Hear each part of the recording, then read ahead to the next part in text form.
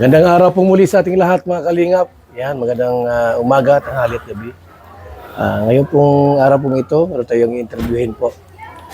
Sa ating pong one-on-one interview with kalingap partners, supporters, beneficiaries, vlogger mga kaibigan. Ngayon po ay ating pong interviewin. Hindi ko alam kung ilang taon na siya sa as K-Boys, no? Staff ni Kalingap Rob. Dati ko itong kasama sa Cool Radio. Ano po? At mahilig siyang mag-DJ. Yun ang kanyang passion. Mag-DJ po. Andiyan, tawagin natin si Papa Franz. Gandang hapon sa iyo, Papa Franz. Hello po. Ayan. Hello po mga kalingap. Ayan, sa lahat po ng followers, subscribers po ni Kuya Val Santos Matubang. Sa lahat po ng mga kalingap, viewers at supporters po. Ayan, magandang araw po sa inyong lahat. Si Papa Franz po ay isang binata o may asawa na? Ngayon po, meron na po, kahit nung nandun po tayo sa Cool Radio nung simula 2020 po kasi ako. Nag-asawa ka 2020? Opo, nung nasa Cool Radio pa ko, yung pagpasok ko doon, 2019, wala pa akong asawa. Wala pa, no? Po, saan mo nahanap yung napangasawa? Ano po? Lagi po kasi anong kwento? Ano din po, kasi noon pong oras po na yun, nung mga time po na yun, 2019, nag-DJ, mayroon din po akong musical program every night. Every night, po, isa po siya sa mga solid talagang nakikinig sa akin gabi-gabi. Parang naging libangan niya. Pero hindi pa niya ako nakikita dati, nakikinig siya palagi. Bago siya matulog. Inahangaan ka niya siguro nung time na ikaw yung nag-DJ. Opo, nung nag-DJ sa Cool Radio po. Paano nagpunta sa Cool Radio yung naging asawa mo? Nagsadya doon para makita ka? Nung siya, lagi siya nagtatawag pag nagpo-programa, nagpapabati. Hanggang minsan, kahit after na ng programa, na pa din siya, na message pa rin siya, natawag. Tapos, nag-usap din kami sa Facebook bago kami, medyo matagal din po, ilang buwan bago kami doon nagsimula, kita. Yung inyong love story. Opo. Parang ilang simula na. Opo. Naging follower mo siya, tagapakinig sa radio, listener sa radio. Tapos, laging nagtitik sa'yo. Opo, lagi siya nagpapabati. Dati po, nung simula na mahaba kasi pag ikwento kasi sobrang dami din po kasing mga araw-araw. Pero parang normal lang din na yung parang hindi ko din nakakalain na siya yung magiging naging asawa mo, maging partner mo. Opo. Kumbaga sa iyo parang lang. Opo, mahilig din ako reply sa mga pero habang tumatagal po nakausap ko siya kahit pag-uwi sa bahay ganyan, kahit sa text lang, calls ganyan. That time wala ka pang girlfriend? Wala po. Wala. So talagang lang po, trabaho lang po nung time na yan. Trabaho tas radio. Sa radio.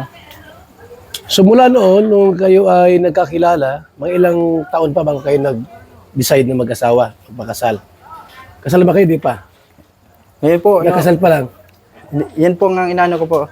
Kasi nung pa po noon, 2020, meron na po kaming usapan ng family niya, tapos family ko. Nung simula na nagsama po kami noon. Kaya, yun din po yung naikwento ko na din sa vlog ni Kalingap. May anak na kayo, di ba? Ngayon po, dalawa na po yung anak namin. Ngayong pong taon nito, 2024.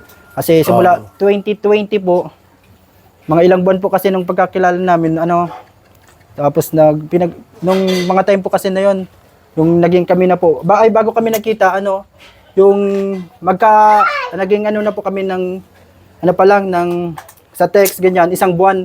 Tapos yung saktong unang kita namin, first month rin na po kami yun. Pero parang long distance po. Tapos yun, mga ilang araw, nakilala ko yung family niya, family ko, parang, na din po, yung nag-usap din kami ganyan na Kaya doon na din po, mabait naman po yung family niya at yung mga time po na yun, 2020. So sa ngayon, sa kayo nakatira sa lugar niya? Opo, ngayon po sa San Jose po, doon sa Basod po, yung sa vlog ni Kalingap Rob. Doon mismo yung bahay nung yung doon siya lumaki, doon siya pinanganak. Nung una po,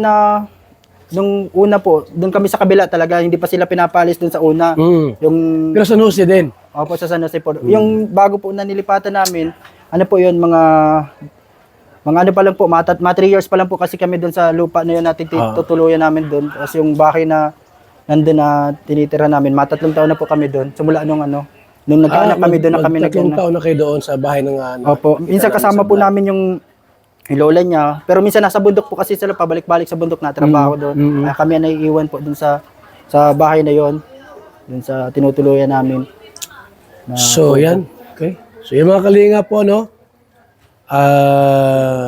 Naging DJ si Papa Fran sa Cool Radio.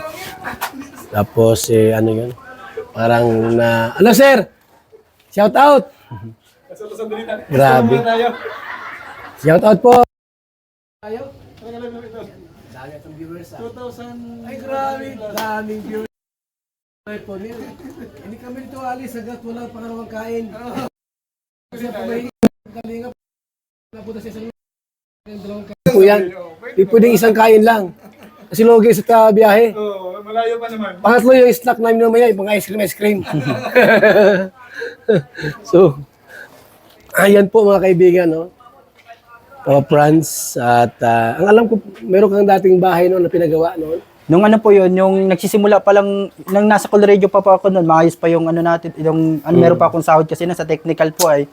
Tapos yung pagsisimula po natin nung sasimula sa YouTube, nung ano, kaya doon po wala pa akong asawa. Nakakapag-ipon pa ako. Tapos nakapundar ako doon sa bahay doon sa Mercedes po, sa San Roque. Dating bahay mo yon. Opo, yung kay ano. Pero yung ngayon po, yung simula nag-asawa pa ako, iniwan ko po sa ano, yung magbabantay doon si mama ko. Umalis ka na, nag-iba ka ng bahay, no? Opo, doon sa ano, May asawa na. nabalik-balik lang po kami minsan doon pag ano, doon sa San Roque, doon sa mama ko kasi ang nandoon. Simula din nung namatay yung papa ko, siya na din nag-stay doon, tapos yung kapatid kong dalawa doon sa Mercedes po. Kaso ano po yun, binabaha po doon pa nagbabagyo, kaya parang ano, ayaw din mag-stay nila doon lalo na pagbabagyo kasi na ano po yung fish, nasa may fish pan po kasi yun. Binabaha din po doon pag nagbabagyo, maulan, na high tide yung tubig. Kaya mas pinabuti nyo na doon na lang sa San Jose Manira. Opo, kasi mas doon, nandun po yung mga pamilya niya. Pag naalis pa ako, ay nakaiiwanan po siya doon na may kasama sila. Pag naalis ako sa San Jose, kasi may mga kamag-anak po siya doon nandun sa San Jose. Sa San Jose, ano? Opo. So, doon na kayo naglipat doon sa San Jose. Opo, doon sa San Jose. Ano ba yung tinitirahan mo sa San Jose? Yun po, ano po yun, yung binila po yun ng ano niya, ng lola niya. Ano na yun, nagalis na yung may-ari kasi doon sa ano. Tapos yung lupa kasi doon, hinuhulog-hulugan po nila yun, paunti-unti doon sa ano.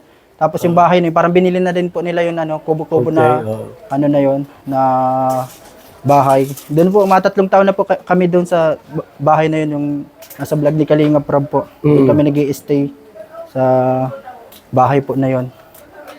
So, alam niyo po, si Papa Franz po ay wala namang sweldo sa ano, as DJ, no?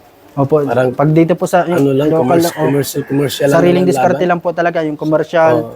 Kung pag may mga commercial ganyan. Yung ano po dito sa radio station dito sa ano. Kaya hindi rin talaga sapat na magkaroon ng pera po, budget para magkaroon po ng maayos na bahay. So, kung napapansin niyo po, na-vlog din Kalinga Prab, yung bahay niya po talagang din sirang-sira din. So, narinig ko naman na tutulungan ni Kalinga Prab na mapayos yung bahay mo.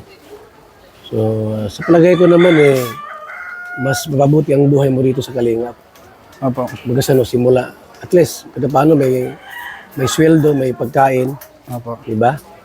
Nakakatulong naman ang Kalingap sa'yo.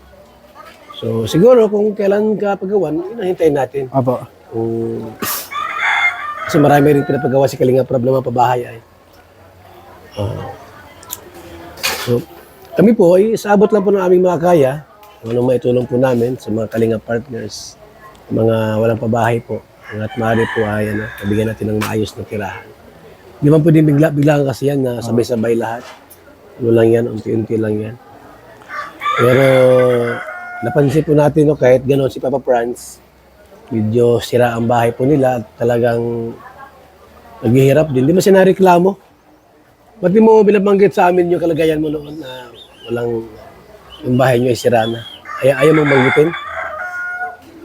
Yun nga po, hindi ko din tinanong. Kaya banggitin niyo na hindi ko man nalapit, di ba? Nagsabi na bahay mo ay Di rin, mabuti nga, paano ka nabisit ni Kalinga Prab doon sa ano? Ano po yun, yung naghahatid po kami ng ayuda doon sa may San Jose, sa may Tulay, tapos napadaan po kami doon sa may papasok doon. Sabi ko, parang tinuro ko dati kay Kalinga Prab yung ano, yung lugar mo. Opo, kaya doon po, doon siya Tapos pinuntahan ka niya? Yun na po mismo, Ano? yung unang vlog niya po, diretso na po yun. Mm. Doon sa ano, yung after ng bagyong So, Christine. hindi pa niya alam na ano Pero na... minsan po, nakikwento ko na din sa kanila yung pag ano. Pero hindi pa nila nakikita. Mm. Yung ano na yun. Sa tingin ko, marami pa kayong mga siraang bahay, no? Ewan ko lang si Kalampitos kung sila din ang bahay niya. Hindi ko lang po alam din. Hindi ko, wala akong idea. Pero meron pa yung talagang nakalinga purpose natin na dapat natin tulungan. So, naniniwala man ako na na pagka ikaw ay magtuloy-tuloy sa kalingap, Opo. rin yan. Ano ka rin ng pabahay. Diba? Ano masabi mo, Papa Franz? Ano po, Sa ating interview. maraming salamat po sa yung mga nagko-comment po sa mga upload ni Kalinga Prab. Nababasa ko po yung mga comment.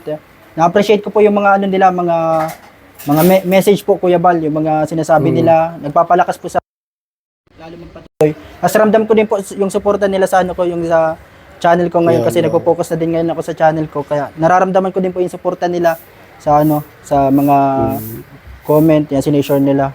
Tuloy-tuloy ka lang. Opo. At ng panahon, magkakaroon ka rin. Lahat ng biyaya na Salamat po sa kanila sa mga sa mga Tsaga-tsaga lang talaga. Opo.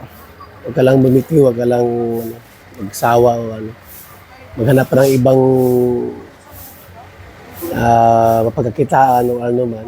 Focus ka lang sa kalingap. Opo. Naniniwala ako na talagang rin niya. Kaya salamat ako, Franz. Opo, salamat po. Meron ka bang sasabihin? Wala na. Ano po? Thank you na po. Nagpasalamat na ako sa lahat ng mga sumusuporta. Yan. Sa mga hindi pa po subscribe niyo na rin po Papa Yan, Franz. Papa Franz. Salamat po kay Kuya Bal at sa kay Kalinga Prab. Yan sa kanila, sa mga kasamang K-Boys. Sa lahat po ng Kalingap supporters na sumusuporta po at nagpapalakas ng loob natin. Salamat po sa inyo. Thank you po. Thank you po, mga kalingap. Bye-bye. Awa. Okay. Salamat ha. Awa, okay na po. Let's dagdag